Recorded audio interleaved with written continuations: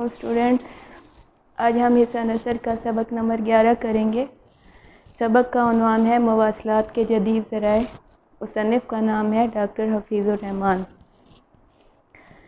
Doctor हफीज़ुर Rahman Urdu अदब में जो है वो एक मशहूर शख्सियत हैं। हैदराबाद दक्कन की अदबी शख्सियत रहे हैं। जामिया उस्मानिया के दारुल तर्जुमा से जो है वो उनकी वाबस्तगी रही है, यानी उन्होंने तराजुम किए हैं। उसके अलावा अंग्रेज़ी और साइंसी अदब में भी उनकी ग्रां कदर ख़िदमात हैं। उन्होंने साइंसी मज़ामीन के भी तराजुम किए हैं। उसके अलावा जो सबसे अहम काम है वो तहकीक का है, जो कि डॉक्टर हफीज़ुर रहमान ने की है। और उनकी जो तहरीरें हैं उनमें सादगी, सलासत, रवानी मतलब आसान तर्ज़ बयान है। तो ये है मुसन्निफ़ का बुनियादी तारुफ़। अब हम आएंगे सबक की जानिब, क्योंकि सबक का उन्वान है मवासलात के जदीद ज़राए। तो इसमें हम क्या चीज़ देखेंगे? मवासलात क्या है? एक जगह से दूसरी जगह पैगाम पहुंचाना। तो यहाँ पर मैंने खुलासे सबक के अहम नुकात लिख दिए हैं ताकि आप लोगों को आसानी से जो है वो समझ आ सके।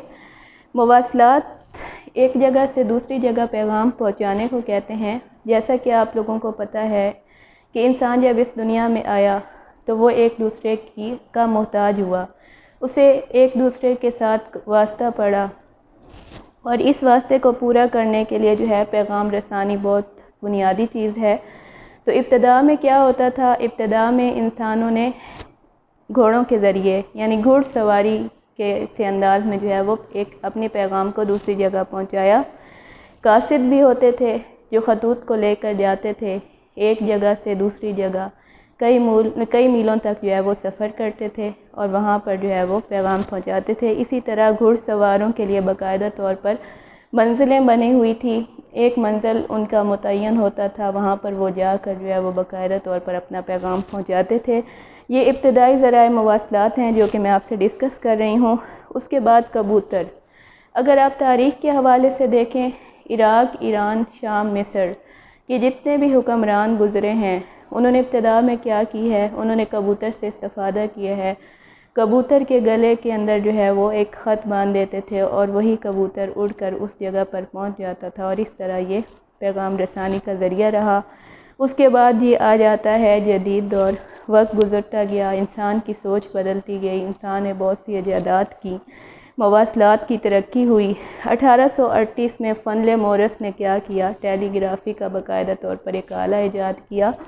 उसके बाद 1895 में वायरलेस की ईजाद हुई, जिसके तार के ज़रिए पैगाम रसानी आसान हो गई, यानी पैगाम पहुंचाया भी जा सकता था वायरलेस के ज़रिए और पैगाम हासिल भी किया जा सकता था।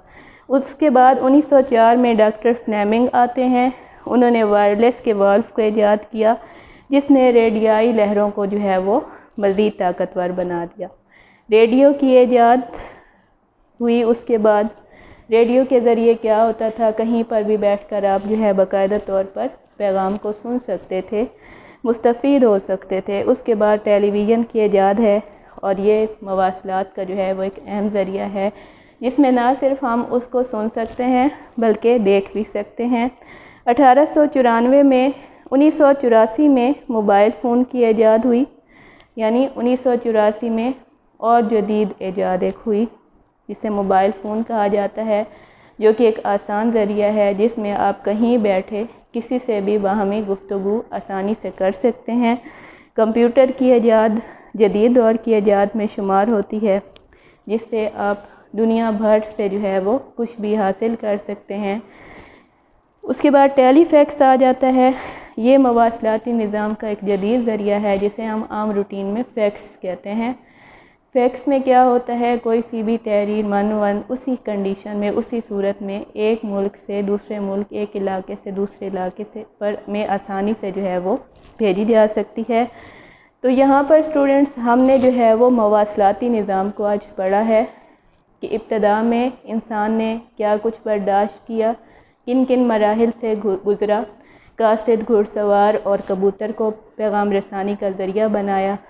वजह ये होती थी कि उस पैगाम को पहुंचाने के लिए बहुत सा वक्त लगता था, लेकिन जो जदीद निज़ाम है, मौजूदा वक्त है, उसमें इतनी सारी इजादात हो चुकी हैं, इस हवाले से वक्त भी कम लगता है, पैगाम भी पहुंच जाता है और गालिब इम्कान यही है कि आने वाले वक्त में मज़ीद जो है वो बेहतरी होगी और मज़ीद जो है आसान ज़रिए पैदा होंगे पैगाम पहुंचाने के। यहाँ पर आज का हमारा लेक्चर मुकम्मल होता है। अल्लाह हाफ़िज़।